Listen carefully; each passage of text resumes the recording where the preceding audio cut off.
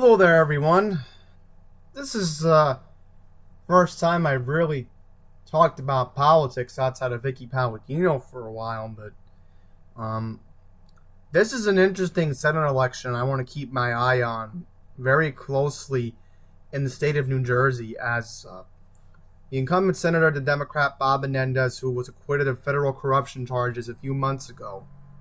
He's seeking a third term to take on Mr. Bob Hugin. So I'll just show you the candidates right here. This is Senator Bob Menendez. This is Bob Hugin. Let's go to the background of the candidates. Mr. Menendez has one thing in common with Ed Mangano. And I'm sorry for saying this. They are both lawyers. So Ed Mangano, obviously in association with the New York State Bars. Mr. Menendez, New Jersey State Bar Association. Two different states, but both for corrupt lawyers. And I'll go into the reason why Mr. Menendez is a crooked lawyer, or a Philadelphia lawyer, if you want to use that term from... Yeah, I think the Merriam-Webster definition would be 100% appropriate when I show you the article. But basically, Menendez was the mayor of Union City, New Jersey, became a member of the General Assembly same time, which I don't know how that's possible. He was state senator, congressman, and then he became senator in 2006. Now, Bob Hugin. Who is this guy?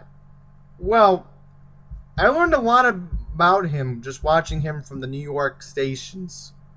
A lot of outlets, like CBS 2, ABC 7, they've actually been covering Bob Hugin, believe it or not. But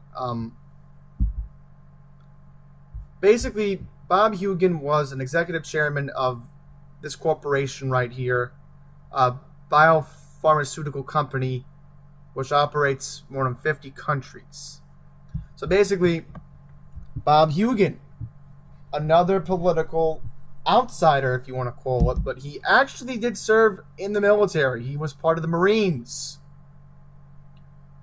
So that's a very big deal. That's a very big deal. So basically, he also was a managing director of J.P. Morgan.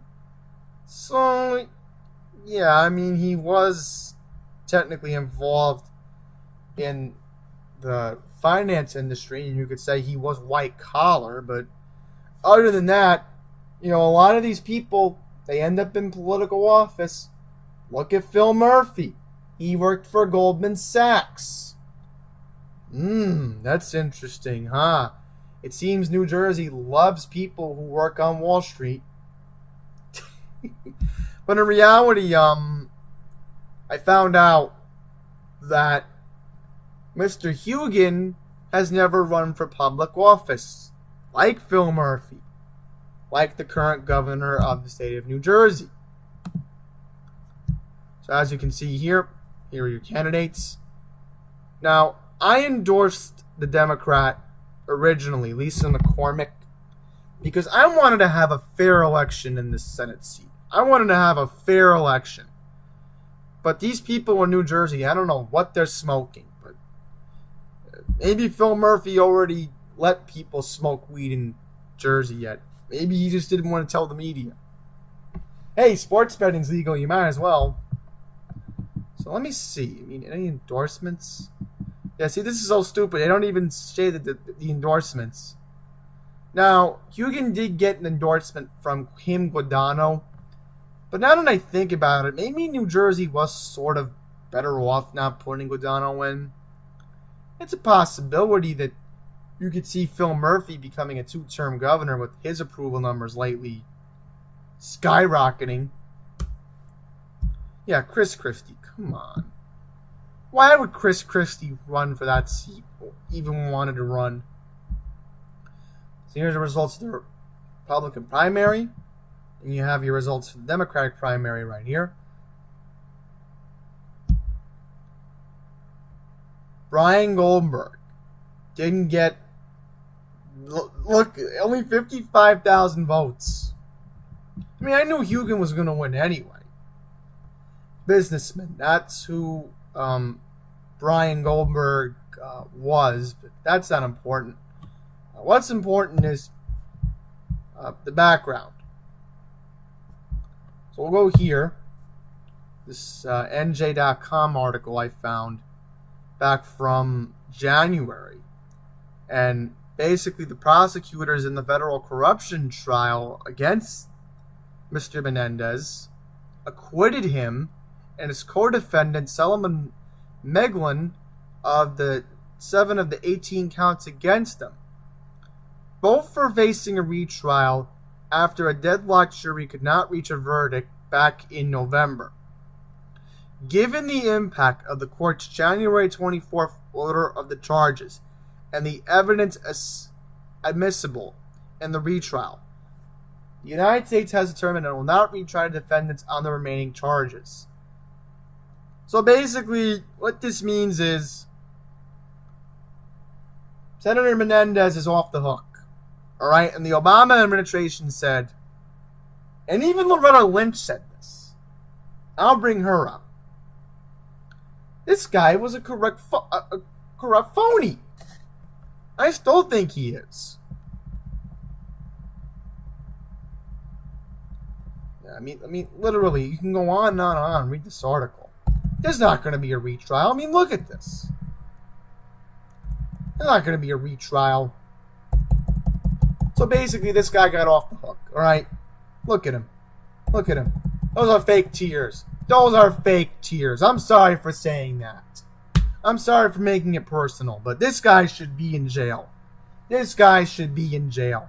And I'm not from New Jersey, but I literally want this seat to become red.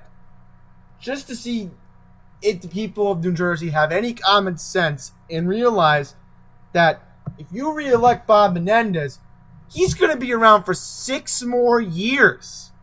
6 more years.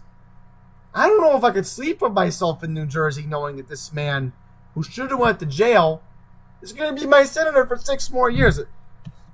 I don't know if I could sleep at night. So anyhow, Bob Hugin. This is from the New Jersey Globe. Hugin risks alienating Trump voters by courting Democrats. So basically, he's basically a socially liberal guy. And I think that's what may help him in a way. Now, the situation is, and this is how I feel about this. He is pro-abortion, pro-LGBT, and equal pay.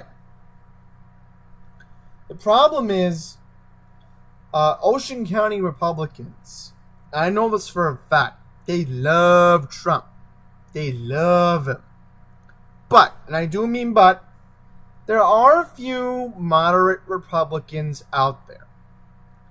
Now, you know where I think Bob Hugin should be going? Montclair. There's a lot of Democrats who live in Montclair. Right? I think the Republicans should take a capital gain on this in this area.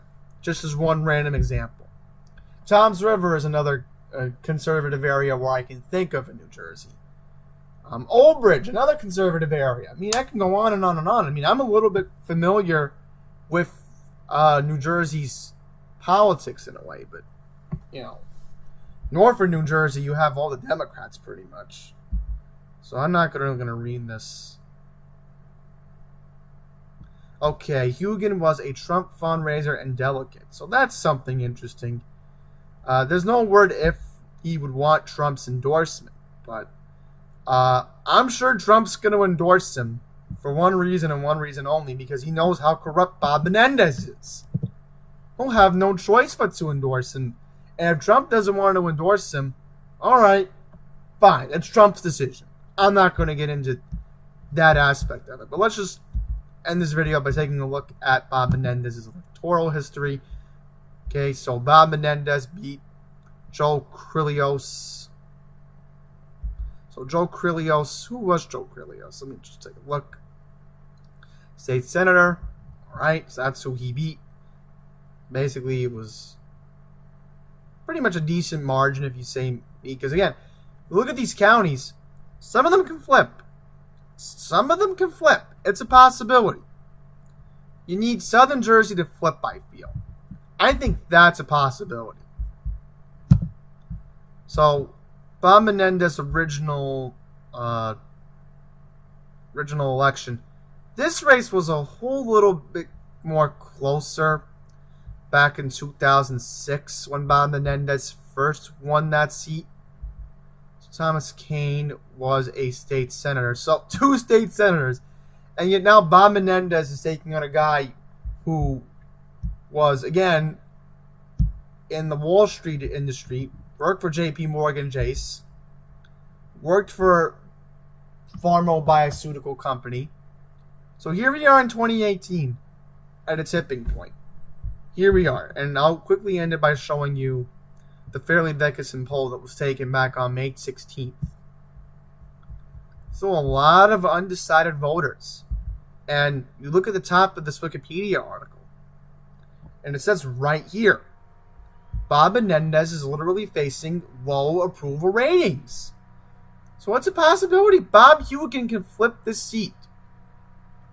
In the next couple months, I'm going to be keeping an eye on this very closely. Because again, I'm in New York, and you know, I do admit sometimes I will watch NJTV News with my dad on occasion. But I may have to watch NJTV News to know what's going on with this election, because this Senate seat is very important, I feel. It could flip red. It could literally flip red. And if this guy is going to be a middle-of-the-line guy, that might help him in New Jersey. I really think it could. I don't care what the Republicans think. If they're pro-Trump, they're pro-Trump. I could care less. It's about appealing to a different crowd.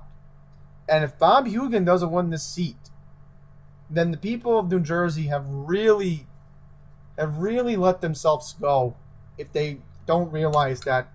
I'm going to make this final point. You are going to have a guy who shouldn't have went to jail for federal corruption end up being your senator for 6 more years. That would be a nightmare, in my opinion.